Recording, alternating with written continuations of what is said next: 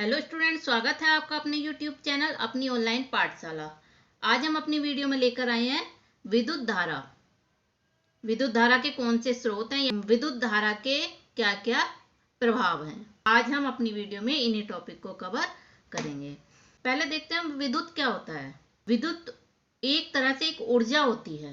हमारे घरों में पंखा, बल्ब, टीवी, हीटर, फ्रिज, जो ये इलेक्ट्रॉनिक जितने भी सामान चलते हैं, इनके लिए विद्युत की आवश्यकता होती है।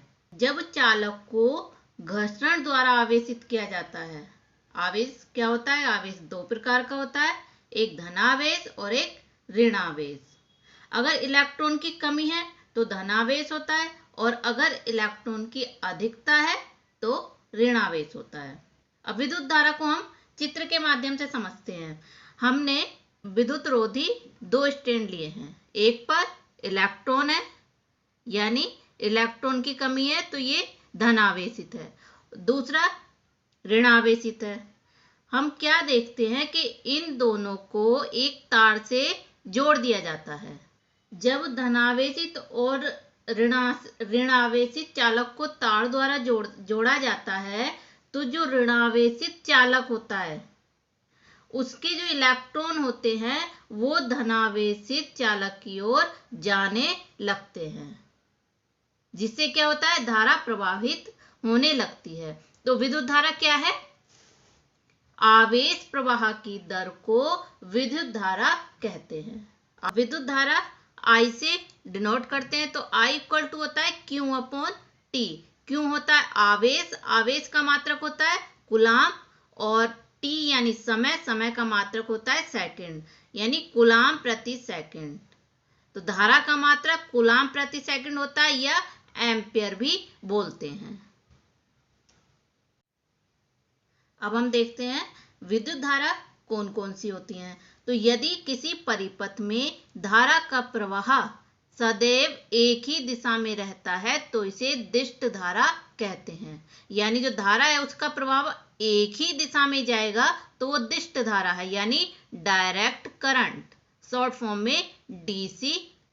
जो हमारे टॉर्च होते हैं, टॉर्च सेल से जो प्राप्त धारा होती है वो दिष्ट धारा होती है। यदि धारा का प्रवाह एकांतर क्रम में समांतर रूप से आगे और पीछे होती है तो इसे प्रत्यावर्ती धारा या अल्टरनेटिव करंट, शॉर्ट फॉर्म में एसी कहते हैं। जो हमारे घरों में जो विद्युत धारा बहती है तारों में, वो कौन सी होती है? प्रत्यावर्ती धारा, अल्टरनेटिव करंट। प्रत्यावर्ती धारा की जो आवृत्ति होती है वो 50 हर्ट्ज, यानी उसकी आवृत्ति होती है 50 हर्ट्ज, मतलब वो एक सेकंड में 50 बार अपनी दिशा बदलती है। अब आता है विद्युत धारा के स्रोत, यानी सोर्स ऑफ इलेक्ट्रिसिटी करंट।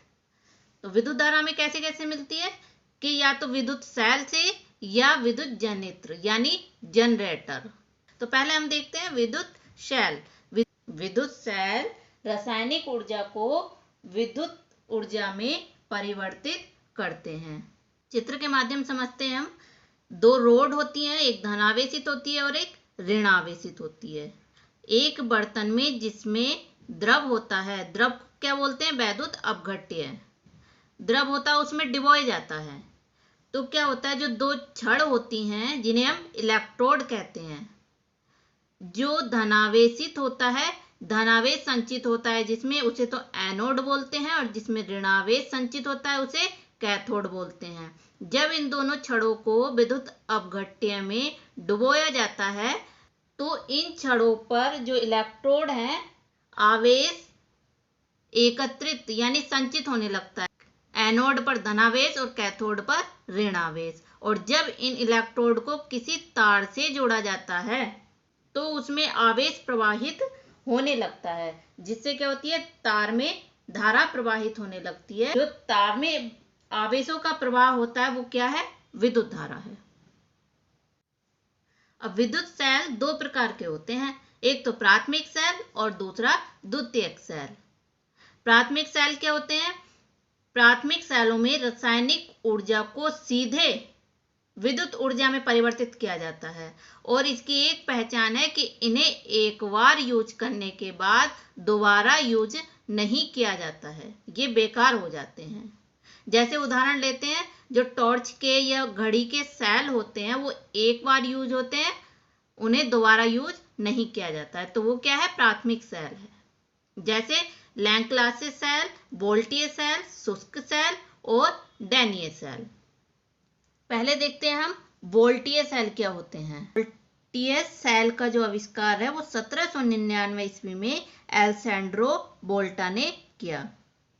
ये सेल कैसा होता है कि एक बर्तन होता है जिसमें H2SO4 वैद्युत अपघट्य होता है। इसमें दो छड़ होती हैं जो धनावेशित होती है, जो एनोड बोलते हैं जिसे, वो किसकी बनी होती है, तांबे की। और जो कैथोड होती है जो ऋणावेशित होती है वो जस्ते की बनी होती है। और ये दोनों छड़ जिसमें डिबोई होती है वो क्या होती है, H2SO4 यानी सल्फ्यूरिक एसिड होती है।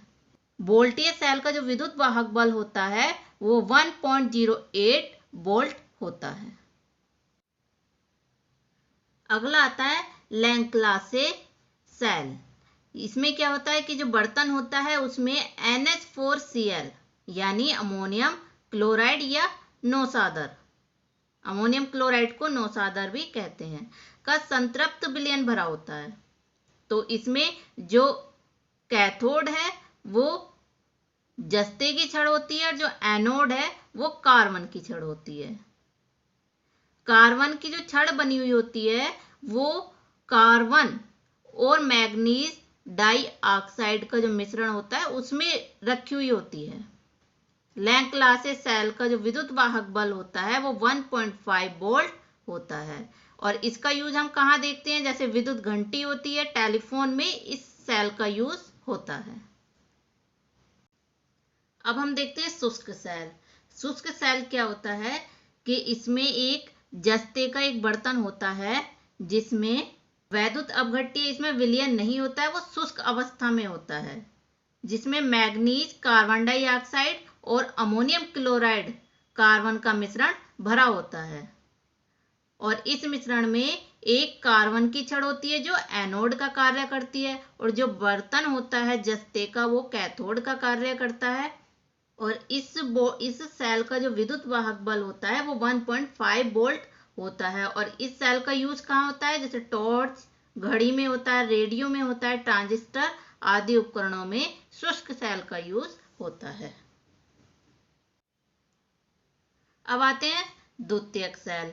द्वितीयक सेल क्या होते हैं कि वे सेल जिन्हें पुनः आवेशित कर सकते हैं। इन सेलों में विद्युत धारा को प्रवाहित करके विद्युत ऊर्जा को रासायनिक ऊर्जा में परिवर्तित किया जाता है। यानी जो प्राथमिक सेल थे उसमें रासायनिक ऊर्जा को विद्युत ऊर्जा में परिवर्तित करते थे, और द्वितीयक सेल में उल्टा होता है, यानी विद्युत ऊर्जा को रासायनिक ऊर्जा में परिवर्तित किया जाता है। जैसे सीसा संचायक सेल। सीसा संचायक सेल ये क्या होता है कि इसमें शीशे के दो पट्टियां होती हैं जो गंधक अम्ल में डूबी रहती हैं। अब जब इसमें विद्युत धारा प्रवाहित की जाती है तो जो पानी होता है उसका अपघटन हो जाता है, जिसके कारण जो हाइड्रोजन होती है वो कैथोड पर जमा हो जाती है और जो ऑक्सीजन होती है वो एनोड पर जमा हो जाती है। और जो एनोड पर ऑक्सीजन होती है वो शीशे के साथ मिलकर लेड परऑक्साइड बनाता है, जो कैसे रंग का होता है, भूरे रंग का होता है। और कुछ देर तक धारा बहती है और फिर वो बंद हो जाती है। विद्युत धारा का जो अगला स्रोत है वो था विद्युत जनित्र यानी जनरेटर। जब हमारे घरों में बिजली नहीं होती है तब हम प्रकाश उत्पन्न करने के लिए या पंखा चलाने के लिए विद्युत धारा जनित्र यानी जनरेटर का यूज करते हैं। जनरेटर जो चलाने के लिए पेट्रोल, डीजल या मिट्टी का तेल ईंधन के रूप में यूज किया जाता है। अब क्या होता है जनरेटर कि ये एक ऐसा यंत्र है जो यांत्रिक ऊर्जा को विद्युत ऊर्जा में परिवर्तित करता है। जनरेटर यांत्रिक ऊर्जा को विद्युत ऊर्जा में परिवर्तित करता है। यह विद्युत चुंबकीय प्रेरण के सिद्धांत पर कार्य करता है। अब हम देखते हैं विद्युत धारा के प्रभाव। पहला हम देखते हैं ऊष्मीय प्रभाव। ये क्या होता है कि जब विद्युत धारा का प्रभाव से किसी चालक में, मानो किसी चालक में अगर हम विद्युत धारा प्रवाहित कर दें तो उसमें ऊष्मा उत्पन्न होती है, यानी हीट। ऊष्मा को बोलते हैं हीट, यानी गर्मी उत्पन्न होती है। तो यह घटना ऊष्मीय प्रभाव, विद्युत धारा का ऊष्मीय प्रभाव कहलाती है। जैसे उदाहरण पर हम देखते हैं विद्युत बल्ब जो होता है उसमें एक टंगस्टन का बहुत पतला तार लगा होता है जिसे तंतु या फिलामेंट कहते हैं। तो जब विद्युत धारा तंतु में प्रवाहित होती है तो तंतु क्या होता है, वो फिलामेंट गर्म हो जाता है जो सफेद रंग का चमकने लगता है, सफेद तप्त हो जाता है, जिससे प्रकाश उत्पन्न होता है। देखते हैं विद्युत धारा का चुंबकीय प्रभाव। चुंबकीय प्रभाव क्या होता है कि जब किसी चालक में विद्युत धारा प्रवाहित की जाती है तो जो चालक है उसके चारों ओर चुंबकीय क्षेत्र यह उत्पन्न हो जाता है। तो इस घटना को चुंबकीय प्रभाव कहते हैं। चुंबकत्व की दिशा संबंधी एक नियम है फ्लेमिंग के दाएं हाथ का नियम। दाएं हाथ यानी राइट हैंड, सीधे हाथ। फ्लेमिंग का जो नियम है दाएं हाथ का, उसमें क्या होता है कि उसे हम इस प्रकार रखते हैं कि अंगूठा ऊपर की तरफ रहे, जो चुंबकीय क्षेत्र की स्थिति बताता है। जो तर्जनी अंगूठे के पास वाली उंगली है वो बिल्कुल सीधी रहे, 90 डिग्री का कोण बनाए, वो क्या बल प्रदर्शित करता है। और जो बीच वाली उंगली होती है वो थोड़ी नीचे झुकी होती है, जो विद्युत धारा को प्रदर्शित करती है, जिसे हम इस चित्र के माध्यम से देखते हैं। तो जो अंगूठा है वो क्या है, चालक की गति प्रदर्शित करता है। जो तर्जनी अंगूठे के पास वाली फिंगर है वो चुंबकीय क्षेत्र बताती है, और जो बीच वाली उंगली है वो चालक में प्रेरित विद्युत धारा को प्रदर्शित करती है। तो ये क्या है, फ्लेमिंग के दाएं हाथ का नियम है। जो एमीटर होता है और वोल्ट मीटर होता है, इनकी जो कार्य प्रणाली होती है, जो कार्य करने का इनका तरीका होता है, वो चुंबकीय प्रभाव पर आधारित होता है।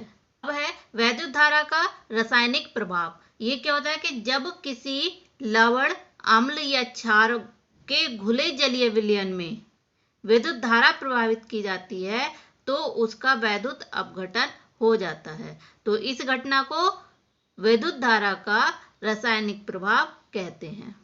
ये थे हमारे वैद्युत धारा और उससे संबंधित कुछ टॉपिक। ऐसी ही वीडियो के लिए हमसे जुड़े रहिए। वीडियो लाइक कर दीजिए, चैनल सब्सक्राइब करके बेल आइकन प्रेस कर दीजिए, जिससे हम कोई भी नई वीडियो लेकर आए तो उसका नोटिफिकेशन आपके पास आ जाए। मिलते हैं अगली वीडियो में। Bye bye, take care.